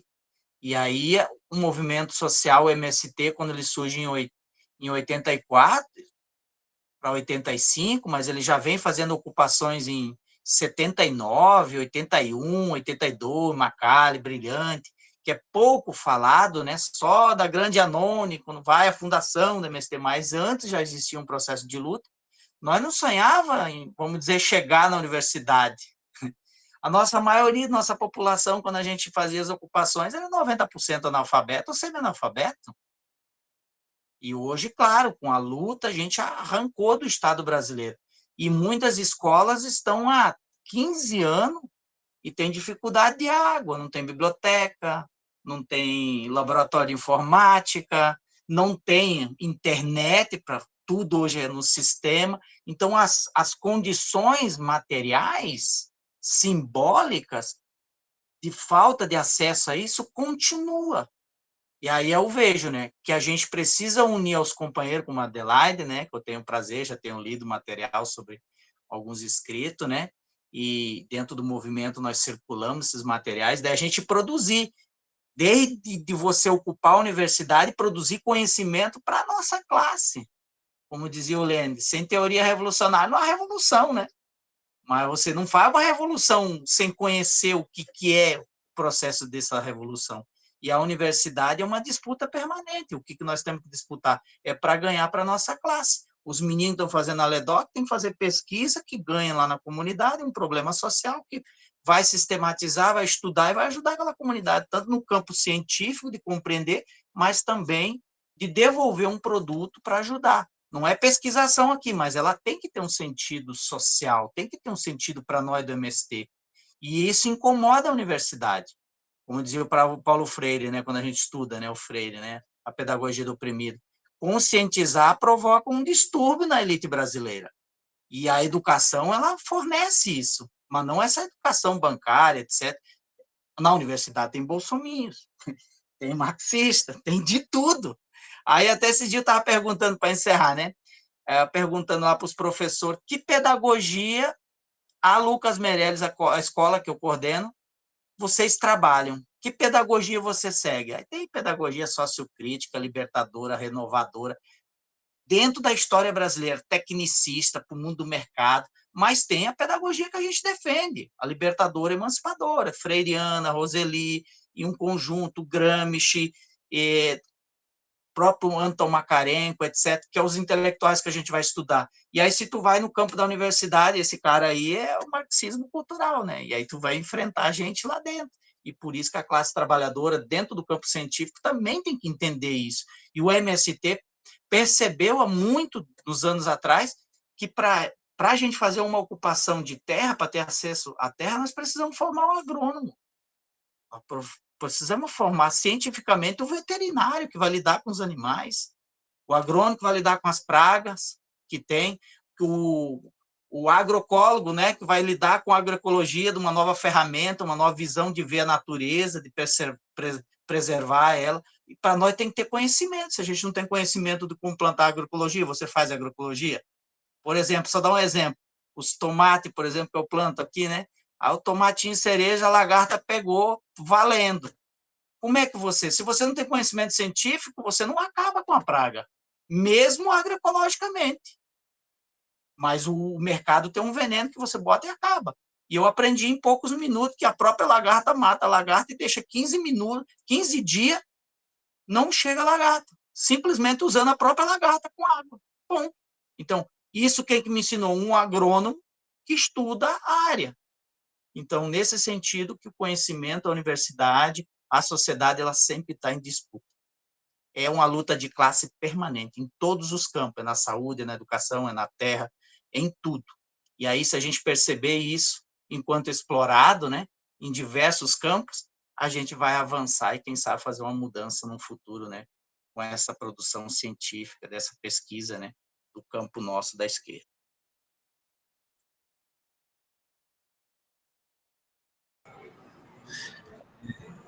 Mário, pode trazer as suas contribuições. Pronto. Assim, eu estava ouvindo e estava pensando aqui, né? Assim, como é que é essa conexão, né? Dizer assim que eu sempre que eu falo a partir do lugar que é o meu lugar, que é o grupo, que é a perspectiva com a qual eu trabalho, né? Junto com a capoeira, né? Assim, há uma conexão de quem está conosco lá no bairro, e o campo, né? Porque muita gente primeiro, assim, o bairro do Rocha, que é o bairro que eu moro, ele é um dos bairros mais antigos daqui da cidade de João Pessoa. Só que ele sofreu um processo de expansão ali, mais ou menos a partir de 1990, né? Houve uma construção de alguns conjuntos e vieram morar lá pessoas do interior. Tem muita gente da cidade de Mogeiro. E essa galera, eles ainda mantêm relações com pessoas que estão na cidade de Mogeiro e que são trabalhadores do campo. Então, há uma conexão em quem está conosco com quem está no campo. Então, eles têm saberes, né, ligado à pesca em açude, ligado à plantação no lugar que não chove tanto. Existe esse saber que esse pessoal que está aqui junto conosco no grupo tem, né? Outra coisa que a gente tem dentro do grupo, a gente tem muita criança, né? Então, aquilo a gente aprende que existe a infância é muito ligada à criança, né? Mas dentro da capoeira, essa infância a gente poderia relacionar ela com um novo praticante de capoeira, com a pessoa que começa a praticar capoeira agora, mais recentemente, né? Qual é o desafio dentro da capoeira? É perceber que essas pessoas falam, que elas entendem, que elas têm um entendimento que é próprio delas. Eu estava falando agora há pouco que, assim, quando eu comecei a praticar capoeira, né, havia um distanciamento enorme entre o mestre e os alunos mais novos, os praticantes, né? Então, às vezes o mestre estava sentado num lugar e o aluno não passava nem perto, né? Isso é herança de como a gente foi educado, né? Quando o adulto está conversando na sala, a criança não passa, vai pelo outro lado da casa. Então, isso estava muito presente na capoeira. Hoje, isso está sendo reformulado. Então, os mestres sentam com quem está chegando, dialogam, conversam. A capoeira, pelo próprio fato da capoeira estar indo para dentro da escola, o acolhimento maior, quem mais abraça a capoeira são crianças que estão ali nos primeiros anos do ensino fundamental, ali entre o primeiro e o quinto ano. Eles acolhem muito. Então, se você chega nesses espaços para trabalhar com capoeira, sem ouvir quem está ali, eu acho que você não está trabalhando com capoeira. Por quê? Porque na capoeira tem a roda. A roda coloca todo mundo em condição de igualdade. Não tem aquele que está... A roda colocou todo mundo ali em condição de igualdade. E para que a roda aconteça, todo mundo que está na roda é importante, né? Seja criança, jovem, adolescente, idoso, todos têm a sua importância para a roda. E todos fazem, de alguma forma, parte da roda para que a roda seja a roda. Então, em alguma medida, você toca, você canta, você joga capoeira e você vai, assim, quando eu toco, alguém joga, quando eu vou jogar, alguém vem tocar. Então, a roda movimenta nesse sentido. E não há como haver movimento se você não consegue ouvir as outras pessoas. E aí essas outras pessoas são quem? São as crianças, né? Ou o adulto, que é o novo praticante de capoeira. A gente não pode achar que a pessoa chega ali zerada. Ela chega e ela conhece alguma coisa. Ela pode não entender muito de capoeira e vai passar a entender a partir da convivência ali. Então, o desafio, junto do espaço da capoeira, é você conseguir ouvir essas pessoas, perceber que elas falam, né? Às vezes a gente que não quer ouvir. Agora, a universidade, eu concordo com o que a professora Adelaide falou, é uma briga constante, né, para que a temática seja acolhida, né? Então, a gente percebe que são... Por exemplo, a disciplina de educação das relações étnico-raciais aqui na Federal, eu fiz porque eu tenho um comprometimento com esse tipo de conhecimento. Então, eu fui buscar, eu organizei meu horário e fui fazer a disciplina. Essa disciplina só era ofertada ou pela manhã ou à noite. Eu era matriculado no curso de pedagogia à tarde. Então, eu dei um jeito e fui cursar a disciplina. E chegando na disciplina, a gente percebia, primeiro, né, que não tinham muitas pessoas. Segundo, quem estava lá, de algum modo, se identificava com a temática, né? Então, constantemente você está dizendo a gente, nós existimos, a gente está aqui, né? O problema é que nós chegamos em um número muito pequeno na universidade. Por exemplo, se a gente pegar a rede municipal daqui, eu estava numa palestra outro dia, e o pessoal falou o seguinte, trouxeram a seguinte informação, que 59,3% dos estudantes da rede municipal de educação se autodeclaram ou são autodeclarados negros, né? Então, nesses espaços, a gente está em um quantitativo grande. Quando é que a gente começa a desaparecer? É quando a gente começa a acessar ensino médio e, mais ainda, do ensino médio para para a universidade, e acho que mais ainda na pós-graduação. Esse número vai se afunilando. Então, o diálogo com a universidade é um diálogo extremamente difícil. É uma luta estar dentro da universidade. Né? Sem falar que o que foi dito aqui, né? Tem professor bolsonarista, sim. Tem. E tem, às vezes, professor bolsonarista, que você não consegue identificar na prática, mas você, às vezes, consegue identificar num discurso, um teórico que ele traz, alguma coisa, ou quando ele tenta refutar algo que você está colocando. Então, a gente vai percebendo. Então, assim, o diálogo com a universidade é um diálogo de tensionamento. A gente acha parceiros, sim, aqui dentro, mas é difícil. Né? E nesse campo, às vezes, a gente se junta porque a gente tem comprometimento com a temática. Eu acho que quem vem de movimento social, né, seja ele do campo, movimento negro, movimento de capoeira, tem comprometimento com suas temáticas, e quando vê que está sendo ofertado um curso, uma disciplina, a gente busca, porque a gente quer qualificar a nossa militância. Né? E o conhecimento, ele vai qualificar o que a gente faz na nossa militância. Então, é algo que a gente acessa aqui e a gente dá retorno quase que imediato. Né? Porque a gente, como a gente é militante e é engajado, a gente não se descola lá de onde a gente vem. Né? É isso.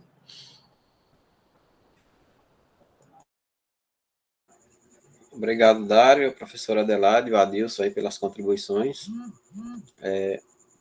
Agora a gente vai fazer a leitura de alguns comentários aqui no chat, né, para a gente ir fomentando o debate, e caso mais alguém queira fazer perguntas, a gente abre de novo aí, mas só lembrando que o nosso tempo já está um pouco limitado, né, que a gente vai até as 9, são 8h48.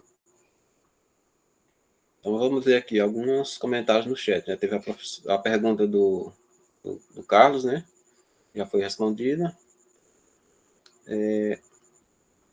A Mônica Coutinho diz: excelentes contribuições e provocações relacionadas a temas tão caros para a nossa sociedade, especialmente após o desmantelamento de políticas públicas e desinvestimento na pesquisa vivenciados no desgoverno. Marlon Silva, recentemente saiu uma reportagem sobre as pessoas que são o patrimônio cultural da Colômbia, mas não têm dinheiro para pagar um aluguel ou coisas essenciais para a reprodução da vida. Sueli Nobre de Souza, né? Parabéns a todos os palestrantes pelas excelentes explanações.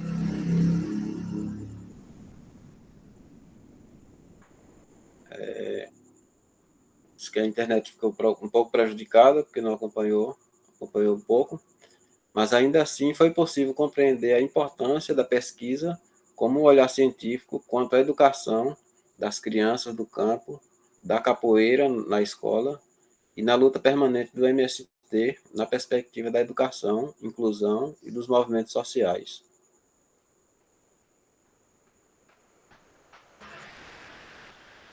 Então a gente deixa aberto para mais uma ou duas perguntas.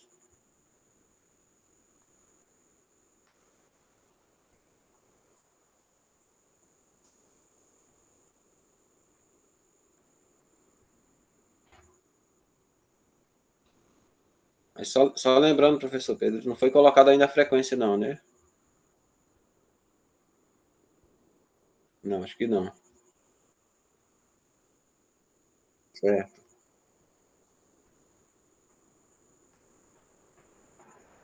Então, acho que ninguém mais vai querer fazer pergunta, né? Então, a gente já pode passar aí para as considerações finais dos nossos 3 painelistas, né, de hoje, e complementar aí talvez o que ficou mais, que faltou nas apresentações, e para a gente fazer o fechamento aqui da atividade.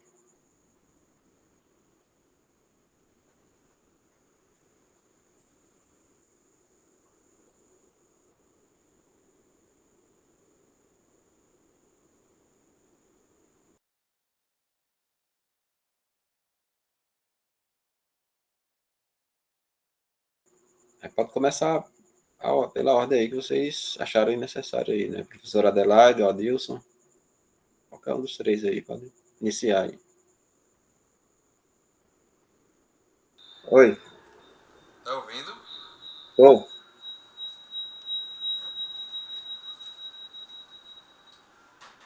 Eu acho que ficou um eco, não foi? Será que ficou já um pouco. resolveu? Já. Estou ouvindo bem. Tá, não, eu só queria assim aproveitar para registrar meu agradecimento, como várias pessoas aqui no bate-papo estão fazendo, meu, né, mais sincero e amplo agradecimento a Adelaide, né, professora minha, de Carlos, né, Carlos está aqui também, de tantas outras pessoas, uma pessoa que nos inspira. E quando eu estava na minha formação como professor, como pesquisador, a firmeza que ela mostrou hoje, as palavras que ela mostrou, me mobilizou muito a seguir no caminho que eu venho seguindo e a fortalecer né, essa caminhada cada vez mais. Assim como eu digo das palavras do Adilson, né, de toda a força que ele nos traz de um movimento social que é exemplar na sua resistência, na sua luta, na sua criticidade, né, e no seu caráter propositivo frente aos desafios que a gente tem a tocar pela frente.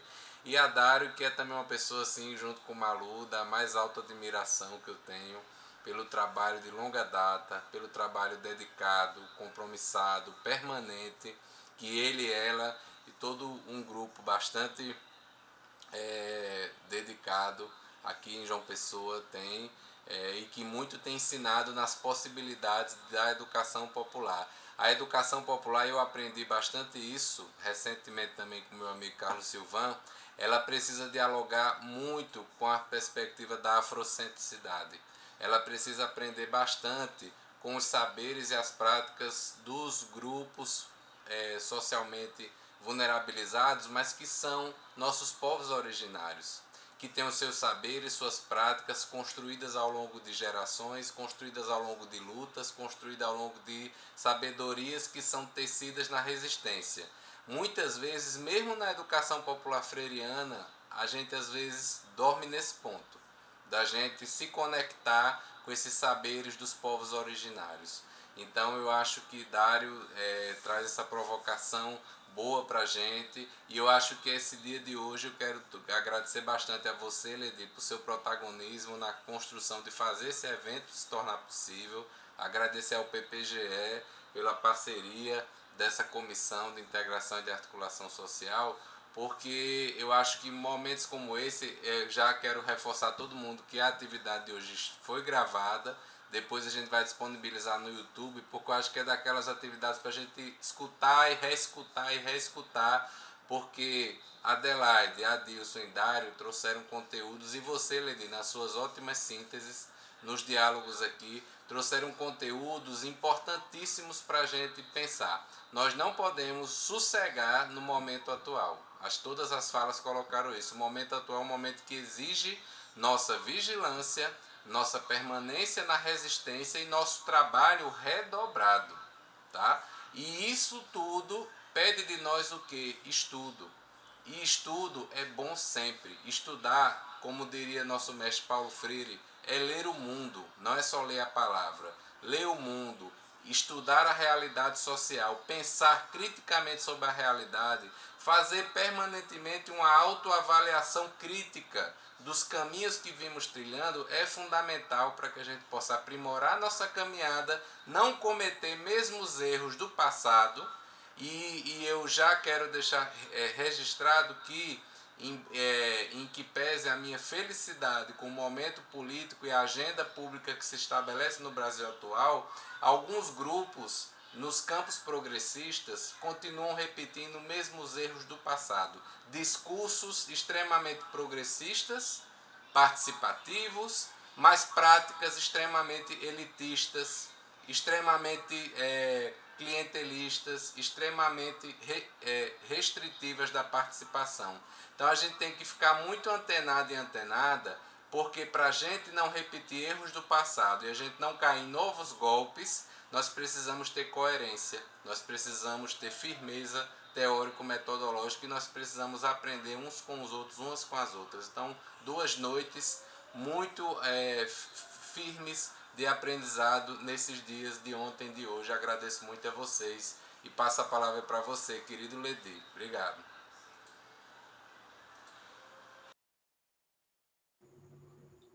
Obrigado, Pedro, professor Pedro, né, mais uma vez aí pelas excelentes considerações aí e avaliação do evento, né, da importância desse evento.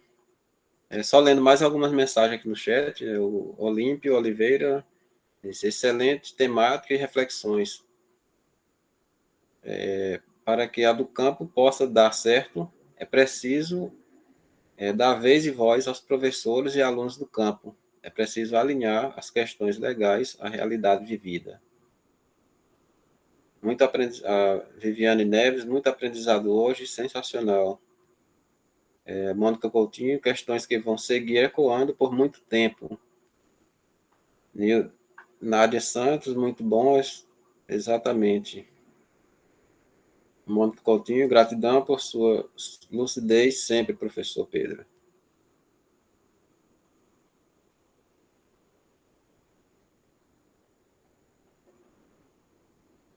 Certo, gente, então, no mais agradecer a professora Adelaide, né, o Adilson e o Dário pelas contribuições, né, com certeza foram muito provocadoras e que, como os próprios participantes aí disseram, questões que vão continuar ecoando e nos fortalecendo nessa luta por democracia, por essa tão sonhada crítica, essa reconstrução crítica do país, na qual os movimentos sociais populares, né, não podem abrir mão de estar presente nessa discussão dentro das pautas importantes políticas, econômicas, culturais, de todas as naturezas, que ocorre dentro do Estado, né?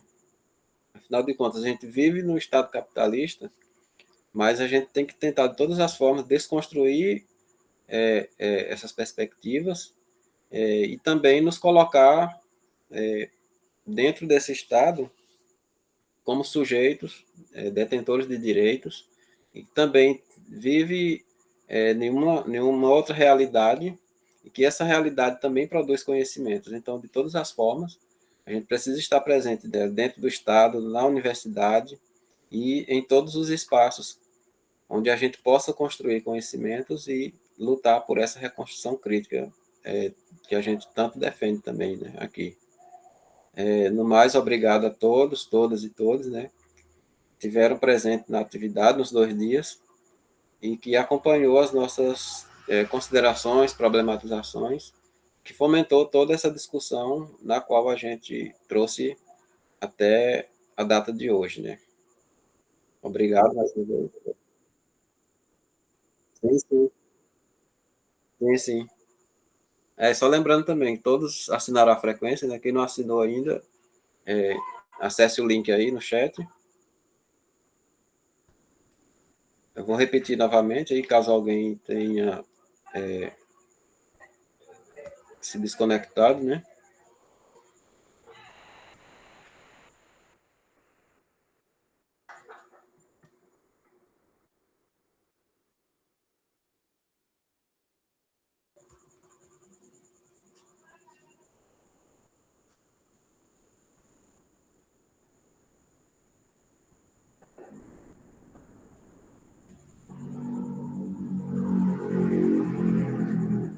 Consegui abrir um pouquinho a câmera, porque minha internet está muito ruim. Eu já caí, já voltei, mas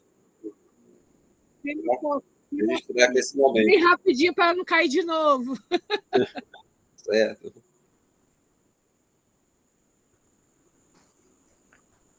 Boa noite a todos, todas. Boa noite. Estamos no finalzinho. Cheguei já no final. Eita! Cheguei no fim do treino. Obrigado, gente. Até o próximo encontro. Que a gente possa encontrar em muitas outras oportunidades para construir conhecimento. Obrigado a todos, todos e todas.